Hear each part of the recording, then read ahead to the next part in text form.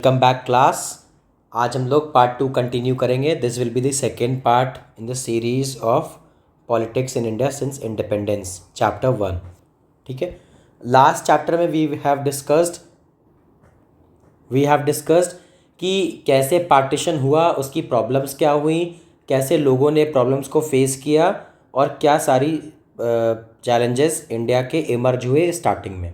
अब हम लोग देखेंगे कि आगे का जो चैलेंजेस था उसमें one of the challenges was integration of princely states. अब प्रिंसली स्टेट्स क्या था कि प्रिंसली स्टेट्स जो थी जब ब्रिटिश रूल कर रहे थे, तो ब्रिटिश इंडिया में, आपको यहाँ मैप दिखेगा, मैप पे हम लोग मैप बेस्ड डिस्कशन कर लेंगे अभी, कि जब ब्रिटिश यहाँ पर रूल कर रहे थे तो जो आप ये येलो पार्ट देख रहे हो ना, ये सारा आपका येलो वाला क्या है, ब्रिटिश इंडिया।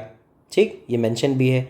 और जो ये आपके सारे ब्लू वाले पोर्शन हैं, ठीक, छोटे छोटे बड़े से, ये सारे प्रिंसली स्टेट्स हैं।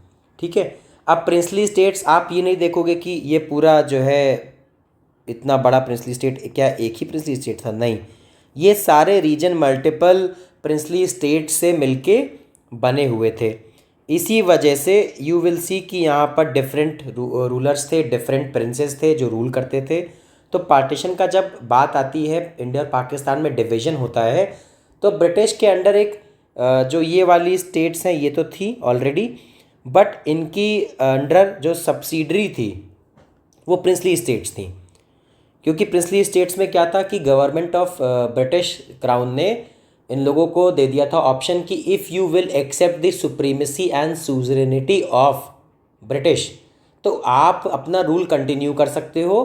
उसके एक्सचेंज में you can provide us with लगान, दैट इज़ टैक्सेस, या फिर आर्मी, और काफ़ी सारी अलग अलग सिचुएशंस के लिए जो भी इन्होंने डिमांड करा हो।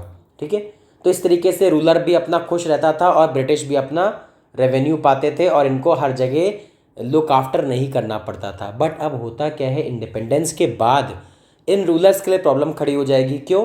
क्योंकि इट हैज़ बिन डिसाइडेड कि इंडिया और पाकिस्तान दो कंट्री बनेंगी और डेमोक्रेसी सेटअप होगा, तो लोगों के लिए पास रूल चला जाएगा and we will be losing our throne.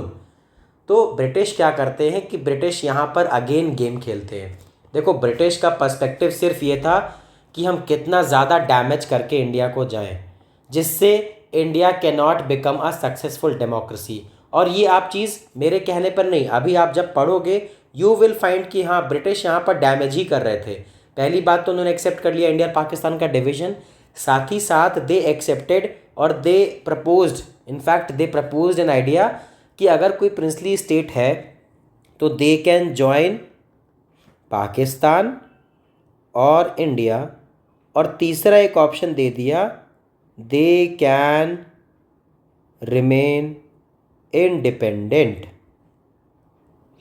अब आप यहाँ पे नई प्रॉब्लम देखिए, मतलब कितना इन लोगों ने दिमाग चलाया ताकि इंडिया को मैक्सिमम से ज़्यादा मैक्सिमम प्रॉब्लम्स हो और ये एक सक्सेसफुल डेमोक्रेसी ना बन पाए। तो इससे प्रॉब्लम क्या आती है? इससे प्रॉब्लम ये आती है कि अब मैक्सिमम आप देखोगे कि प्रिंसेस और किंग्स को तो चाहिए था कि हाँ, we want an independent nation, अपना एक छोटा सा एम्पायर होगा, we will rule this. But इससे प्रॉब्लम ये होगी कि India will have different kind of problem, जिसमें इतनी सारी चीज़ों को मैनेज करना, उनको कन्विंस करना will be another gigantic task, जिसको करना आसान नहीं है। और साथ ही साथ इसमें कई सारी स्टेट्स ऐसी होंगी जो अपने बेनिफिट के लिए पाकिस्तान के साथ ऐड हो जाए, ब्रिटिश के साथ ऐड हो जाए, फर्दर एग्रीवेटिंग आर प्रॉब्लम्स। ठीक, तो ये चीज़ें थी। तो ब्रिटिश ने क्या किया, ब्रिटिश ने कहा कि ठीक है, जिसको जिसके साथ जाना है they can go and join Pakistan और इंडिया का डोमिनियन, और दे कैन रिमेन इंडिपेंडेंट। तो इसमें आप देखोगे किसी को भी पावर दी जाएगी कि आप या तो इसके अंडर काम कर लो, ए पर्सन के अंदर, अगर बोला जाए ए और बी दो लीडर्स हैं, सी से बोला जाए यू कैन ज्वाइन हिम और you can make your own destiny, मतलब अपना खुद ही रूल करो।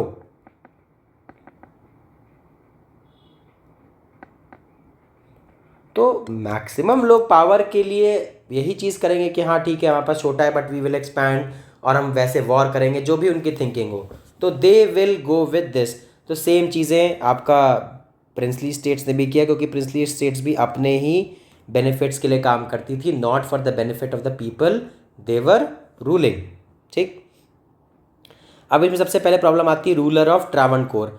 अब ट्रावनकोर के रूलर ने कहा कि नहीं, हम अपना जो है यहाँ पर अलग हम चलाएंगे, अपना अलग चलाएंगे, हमारी अलग सिटी हो, अलग पूरी स्टेट होगी, उसमें हम डेमोक्रेसी में नहीं पार्टिसिपेट करेंगे, हम किसी के साथ नहीं ज्वाइन करेंगे। फिर आता है हैदराबाद भी ऐसे अनाउंसमेंट कर देता है हैदराबाद कि हाँ, हम लोग भी किसी पाकिस्तान को ज्वाइन नहीं करेंगे, इंडिया को ज्वाइन नहीं करेंगे और अपने अलग एक स्टेट को मेंटेन करेंगे। बट इससे क्या होता है कि ये चीज़ें अगर एक्सेप्ट कर ली गई तो काफ़ी सारा डिवीज़न हो जाएगा, जिससे काफ़ी सारी प्रॉब्लम्स खुद ही खुद अराइज हो जाएंगी। ऐसे अगर आप ये देखो, मान लेते ये रीजन था, इसको डिवीज़न कर दिया गया मल्टीपल पार्ट्स में, अब इनके मल्टीपल छोटे छोटे रूलर्स हैं यहाँ पर सब जगह, तो ये फर्दर प्रॉब्लम क्रिएट करेगा ना एज कम्पेयर टू एक जो लार्जर नेशन था। ठीक है, तो ये चीज़ें यहाँ पर आती हैं। फिर उसके बाद क्या है, ये जो हम लोगों का एक गोल था जब इंडिया इंडिपेंडेंट होना था, तो leaders of our nation, people of our nation had a goal कि हमारी कंट्री एक डेमोक्रेसी होगी, हमारी कंट्री एक यूनाइटेड कंट्री होगी, जहाँ पर we will be accommodating different views, different people. But जब इस तरीके की बातें आती हैं तो वो चांसेस भी कम हो जाती हैं यूनाइट करने की और एक फ्रेटर्निटी मेंटेन करने की। क्यों?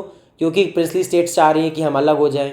जब आप अलग हो जाओगे तो कैसे आप उस रीजन को यूनाइट करोगे जो आपके अंडर नहीं है। ठीक है, तो इस वजह से ये हमारे बिगर गोल पे या हमारे जो बिगर एक एस्पिरेशन थी as a India, free India, उस पे भी ये हिंड्रेंस क्रिएट कर रहा था। अब क्या होता है कि इसका पर्पज़ एक और था कि हमारा जो सबसे बड़ा गोल था वो था डेमोक्रेसी। अब डेमोक्रेसी से सेंस ये होता है कि लोग यहाँ पर रूल करेंगे, people will rule, they will elect their representative, क्योंकि हमारी रिप्रेजेंटेटिव डेमोक्रेसी है और जो है उस पर बात करेंगे। बट फिर क्या होता है, जो रूलर्स हैं प्रिंसली स्टेट्स के, वो डेमोक्रेसी या डेमोक्रेटिक रूलर्स को आने देंगे ही नहीं। क्यों? क्योंकि they want to rule themselves, हम उसी रीजन को रूल करें जहाँ पे हम रूल करते आए हैं अपने पुराने टाइम से। तो ये तो अनडेमोक्रेटिक हो गया, नॉन डेमोक्रेटिक वे हो गया। तो इस तरीके से इसने ये भी प्रॉब्लम क्रिएट करी। देन गवर्नमेंट्स अप्रोच, अब इस पर करते हैं कि गवर्नमेंट ने क्या स्टेप्स लिए, हम इसको देख लेते हैं। अब आप पाओगे, अब जो गवर्नमेंट बनी थी इंडिया में जवाहरलाल नेहरू के अंदर, जब वो पीएम थे, तो डेप्यूटी पीएम बनाया था सरदार वल्लभ भाई पटेल को, और साथ ही साथ वो होम मिनिस्टर भी थे। तो अब रिस्पॉन्सिबिलिटी उनके ऊपर आती है कि हम कैसे प्रिंसली स्टेट्स को अपने साथ अलाइन कर लें और अपनी कंट्री में उनको जोड़ लें। तो इसकी रिस्पॉन्सिबिलिटी सरदार वल्लभ भाई पटेल ने ली। ये लगता है कि सिर्फ अब वी आर टॉकिंग कि हाँ, आपने जाकर किसी एक रूलर से बात करी कि yes will you be joining our nation India, तो ही विल से येस। नहीं, ऐसा नहीं होता है। उसकी कई सारी डिमांड्स होती है, कई सारी चीज़ें होती हैं, क्योंकि जो रूल कर रहा है that person will never let go of their power. ये आप हर जगह देखते हो। आप देखो कि जो रूल कर रहा होगा उसको अपनी पावर किसी भी तरीके से मेंटेन करनी है, तो उनको परसुएट किया गया, उनको जो है प्यार से समझाया गया, किसी को फोर्स के थ्रू समझाया गया। फोर्स एज एन अभी हम आगे पढ़ेंगे कैसे हैदराबाद पे एक्शन लिया गया, तो उनको समझाया गया। इस तरीके की कई सारे डिसीजन लेकर अलग अलग मेथड से गुजरात में जैसे आपके 14 बिग स्टेट्स थे, 119 स्मॉल स्टेट्स थे और काफ़ी सारे एडमिनिस्ट्रेशन थे, और आपका ये उड़ीसा में 26 स्टेट्स, यहाँ पर सारी चीज़ें मेंशन है। तो ये सारी चीज़ें थी। तो इन सबको एक अकोमोडेट करना कि आप हमारे साथ जुड़ जाओ, बहुत ही क्या कहते हैं, डिफ़िकल्ट और कॉम्प्लिकेटेड टास्क है। इसको सरदार वल्लभ भाई पटेल ने किया। देन क्योंकि गवर्नमेंट का अप्रोच थी कि हमारे पास 3 कंसिडरेशंस हैं कि पीपल जो प्रिंसली स्टेट्स के हैं, पहली बात, उनको इंडिया यूनियन ज्वाइन करना है because those people want a democracy and not a princely state. लोगों को जब ज्वाइन करना तो लोगों की सुननी चाहिए, ना कि हम किसी एक पर्टिकुलर पर्सन की सुनेंगे। दूसरा, गवर्नमेंट था कि ठीक है, आप अगर हमारे साथ ज्वाइन करते हो तो हम ऐसा नहीं करेंगे कि आपको एकदम ही कंट्रोल में ले लिया, आपकी सारी पावर्स छीन ली, आपको एकदम सबड्यू कर दिया। No, we will be giving you some flexibility in terms of operations of the day to day administration, कि हाँ, कुछ डिसीजंस हमने आपसे कंसल्ट करके आपके साथ बात रख कर ले लिए आपकी स्टेट में या आपके रीजन में। तीसरा क्या था कि अगर जो है हम जो पार्टीशन हुआ था, और उसके बाद ये सारी चीज़ों का अगर डिमार्केशन होगा ना, बाउंड्री का डिफरेंसेस ऑन द बेसिस कि ये प्रिंसली स्टेट्स है तो ये अलग हो जाएगा, अलग हो जाएगा, तो हम अपने एक लार्जर गोल जो हमारा है कि हमको अपने नेशन को यूनाइट करना है, उससे हम हट जाएंगे। तो अपने नेशन के एक सुप्रीम इम्पॉर्टेंट गोल के लिए ये सारी चीज़ें करी गई। दैट गोल वॉज कि मेकिंग इंडिया यूनाइटेड। ठीक। Then rulers of the most state signed a document call instrument of accession. तो आप देखोगे कि कई सारे रूलर्स यहाँ पर जो है इंस्ट्रूमेंट ऑफ असेशन साइन कर देते हैं। इंस्ट्रूमेंट ऑफ असेशन क्या होता है कि हाँ ठीक है, we are accepting this on the basis of the certain demands that we have, और इस बेसिस पर हम इंडिया में एज अ यूनियन ज्वाइन कर जाएंगे, तो यूनियन टेरिटरीज की तरह, या फिर एक इंडिपेंडेंट जो अपना काम हो रहा है इन कॉन्करेंट विद गवर्नमेंट। ठीक है, तो आप इंडिपेंडेंटली कुछ टास्क कर रहे हो और कुछ गवर्नमेंट के साथ कर रहे हो। Then accession of princely states of Junagadh, Hyderabad, Kashmir and Manipur proved more difficult than the rest. तो ये चार हैं, इनको अभी आप पढ़ोगे कि इन चार में से दो अभी हम लोग पढ़ेंगे, दो नहीं तीन ही पढ़ेंगे, जूनागढ़, हैदराबाद एंड मणिपुर। कश्मीर आप पढ़ोगे बाद में कि इन तीनों में कैसे बात बढ़ती है आगे। बात बढ़ती है का मतलब हाउ दीज टेरिटरीज या फिर रीजन्स आर यूनाइटेड और मर्ज्ड विद इंडिया। ठीक है, तब बात करते हैं सबसे पहले हैदराबाद की। अब हैदराबाद की बात करते हैं, तो हैदराबाद में क्या था कि हैदराबाद एक प्रिंसली स्टेट था, यहाँ के जो रूलर था उसको निज़ाम बोलते थे, और ये वन ऑफ द रिच था। क्योंकि देखो बात ये होती है, जब आपका रूलर कोई होता है रिच, तो वो ऑलरेडी होगा क्योंकि वहाँ के सारे रिसोर्सेज को वो कंट्रोल कर रहा होगा।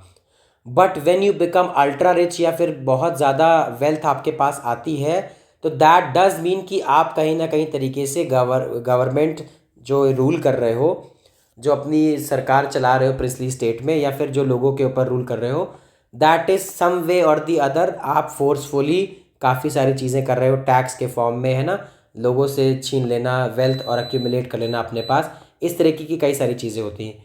कि मैं ये बात इसलिए बोल रहा हूँ क्योंकि अभी आप आगे पढ़ोगे कि निज़ाम के रूल से पीपल वर अफेक्टेड, क्योंकि निज़ाम का रूल बहुत ही एट्रॉसिटी वाला था, काफ़ी सारी एट्रॉसिटीज़ होती थी लोगों के ऊपर। तो इसीलिए हैदराबाद के निज़ाम ने कहा कि नहीं, हम तो अपना अलग एक स्टेट बनाएंगे, एंड सम वे और the other it was inspired by Pakistan, क्योंकि पाकिस्तान की वजह से यहाँ पर था कि हाँ आप बाद में हम पाकिस्तान में जोड़ जाएंगे और इंडिया के बीच में एक हमारे पास स्टेट होगी which will help in dividing India further. ये आप देखोगे, ये आपका मोटिव रहता है हमेशा। आप चीज़ें अगर देखो तो ये कहीं ना कहीं मोटिव होता है हमारे ओपोनेंट कंट्री का, कि किसी भी तरीके से सामने वाली कंट्री को प्रॉब्लम क्रिएट करते रहे। देन तो तेलंगाना रीजन था प्रेजेंटरी, उसमें जो थी वो निज़ाम के रूल से वैसे भी अप्रेस्ड थी, तो उन्होंने कहा कि हमको इसके अगेंस्ट काम करना है। तो लोगों ने प्रोटेस्ट करना स्टार्ट किया। व्हेन दे स्टार्टेड प्रोटेस्टिंग, तो निज़ाम ने क्या किया, निज़ाम ने अपनी आर्मी, जिनको रज़ाकार्स बोलते थे, उनको भेजा लोगों के ऊपर कंट्रोल करने के लिए। तो वो अब जो है, अगर आप किसी को कंट्रोल करने के लिए फोर्स भेजते हो, तो अगर वो बाउंडेड बाय लॉ नहीं है तो they will commit atrocities beyond imagination. जैसे अगर मान लीजिए एक क्राउड है और अगर पुलिस को भेजा जाता है या पीएसी को भेजा जाता है, तो दे आर इंस्ट्रक्टेड कि आपको चीज़ों को तब तक उस लाठी तब तक स्टार्ट नहीं करना, लाठी चार्ज जिसे कहते हैं, बेटेन तब तक मारना नहीं है जब तक आपकी चीज़ें कंट्रोल में है। आउट ऑफ कंट्रोल होगा तो आपको उसका यूज़ करना है, वाटर टैंक का यूज़ करना है, आप क्या कहते हैं गैस का यूज़ कर सकते हो, टीयर गैस का। ठीक है, बट स्टिल ये सारी चीज़ें भी बाउंड्रीज ऑफ लॉ में, ऐसा नहीं कि आपने मार मार के किसी की हालत ख़राब कर दी। ठीक है, तो क्योंकि ये लॉ से कनेक्टेड है, लॉ इसमें सुप्रीम है, लॉ बताएगा ये सारी चीज़ें हैं। But when you are a ruler और प्रिंस, तो आपको अपनी पावर कंसोलिडेट करने के लिए कुछ भी स्टेप्स आप ले लोगे। तो उसमें रज़ाकार्स ने क्या किया, रज़ाकार ने वहाँ पर एट्रॉसिटीज़ स्टार्ट कर दी, लोगों को मारना शुरू कर दिया, लूट करना शुरू कर दिया, रेप करना स्टार्ट कर दिया विमेन का, so that people get scared. लोगों को डरा, लोगों में एक डर बैठाना था कि हाँ we can take any action to justify our demand, justify our nature of being an independent state of Hyderabad. तो क्या होता है, गवर्नमेंट फिर सितंबर 1948 में गवर्नमेंट स्टेप्स लेती है, आर्मी को भेजती है, आर्मी कंट्रोल करती है, सबको रज़ाकार्स को डिफीट करके उनको कैप्चर करती है और निज़ाम से साइन करवा लिया जाता है कि हाँ Hyderabad is now part of India, और निज़ाम को हटा दिया जाता है। ठीक, देन मणिपुर पे आते हैं। तो मणिपुर पे जब आप आओगे तो मणिपुर में देखोगे कि यहाँ के जो महाराजा थे बोध चंद्र सिंह, उन्होंने साइन तो कर दिया था इंस्ट्रूमेंट ऑफ असेशन, बट इन्होंने कहा था कि हमारी जो टेरिटरी है इसमें इंटरनल ऑटोनॉमी हमारी ही रहेगी, मतलब कि हम इंडिया का पार्ट है, ठीक है, that is well and good, but we will be ruling या I will be taking decisions myself, मैं इंटरफेरेंस उसमें नहीं चाहता हूँ। तो कोई बात नहीं, ये होता है चीज़ें, ठीक है, गवर्नमेंट कर लेती है साइन। फिर लोग डिमांड करते हैं मणिपुर में कि यहाँ पर भी डेमोक्रेसी होनी चाहिए, लोगों को इलेक्ट करना चाहिए, तो महाराजा अलाउ कर देते हैं इलेक्शंस के लिए, और वहाँ पर जून 1948 में एक कॉन्स्टिट्यूशन मोनार्की सेटअप हो जाती है आफ्टर इलेक्शन।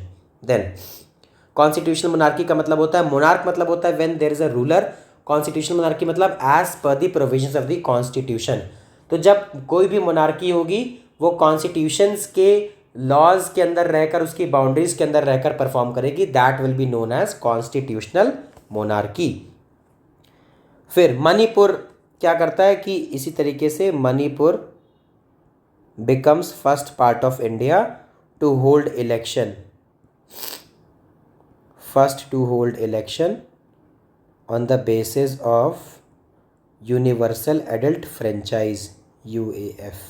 ठीक, यूनिवर्सल एडल्ट फ्रेंचाइज मतलब सब लोग वोट दे सकते हैं इररिस्पेक्टिव किस जेंडर के हैं या फिर किस ग्रुप को बिलोंग करते हैं, एक ही क्राइटेरिया है, दैट इज एज।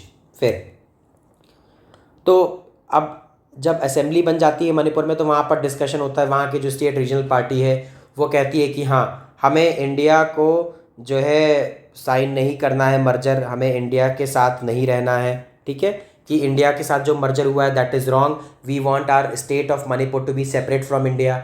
जो वहाँ पे स्टेट की कांग्रेस कमेटी होती है वो कहती है नहीं कि merger is beneficial for us. तो इस तरीके से काफ़ी सारी बातें होती हैं, बट इसके बाद क्या होता है, महाराजा को परसुएड कर लेती है गवर्नमेंट और सितंबर 1949 में मर्जर एग्रीमेंट को साइन कर लिया जाता है। तो अब आपने देखा ये वाला पार्ट जो है कि गवर्नमेंट ने किसी तरीके से परसुएड कर लिया। अब वो जो पॉइंट ऑफ डिस्कशन थे, गवर्नमेंट ने कैसे कहा कि हाँ आपकी ऑटोनॉमी मेंटेन रहेगी, आपकी चीज़ों को सुना जाएगा, आपकी बातों को समझा जाएगा, इस तरीके की बातों की वजह से ये सारी चीज़ें फ्रूटफुल हो पाई, क्योंकि आप हर जगह सिमिलर एक्शन नहीं फॉलो कर सकते हो। You need to tailor your means and methods to achieve goals। जैसे जूनागढ़ की बात करते तो जूनागढ़ में बात करी गई, लोगों का वहाँ पे रेफरेंडम लिया गया और लोगों ने वहाँ पर अलाउ कर दिया कि हाँ we want to be part of India as a state. तो जूनागढ़ के लोगों ने लोगों के थ्रू ज्वाइन कर लिया। निज़ाम ऑफ हैदराबाद में आपने देखा उनके ऊपर फोर्सफुल एक्शन लेना पड़ा, तब उन्होंने ज्वाइन किया। मणिपुर में महाराजा को कन्विंस कर लिया गया। तो आप देखो 3 डिफरेंट सिचुएशंस है, 3 डिफरेंट सिचुएशन में 3 डिफरेंट मेथड्स यूज़ किए गए। तो this is the acumen of Sardar Vallabhbhai Patel at that point of time, government of India, है ना, कि गवर्नमेंट ने सोचा नहीं कि हमको एक सिंगल मेथड नहीं लेना है, वन अप्रोच फिट्स ऑल नहीं लेना है, हमको हर मेथड के लिए अलग अलग अप्रोच लेनी है। Same goes with your studies. हमको किस सब्जेक्ट में समझना ज़्यादा होता है, किसी में हमको याद करना ज़्यादा होता है, किसी में हमको प्रैक्टिस ज़्यादा करनी होती है। तो ये चीज़ें हैं कि हमको आइडेंटिफाई करना पड़ेगा अपने रिसोर्सेज को और उनको कैसे यूटिलाइज करना है, जैसे कि यहाँ पर हुआ। ठीक है, थैंक यू क्लास। ये वाला टॉपिक अब यहाँ पे एंड करते हैं, ये आपका पार्ट 2 एंड हो गया है। इसमें कोई आपकी क्वेरीज होंगी तो you can comment and see you in next class. Have a nice day.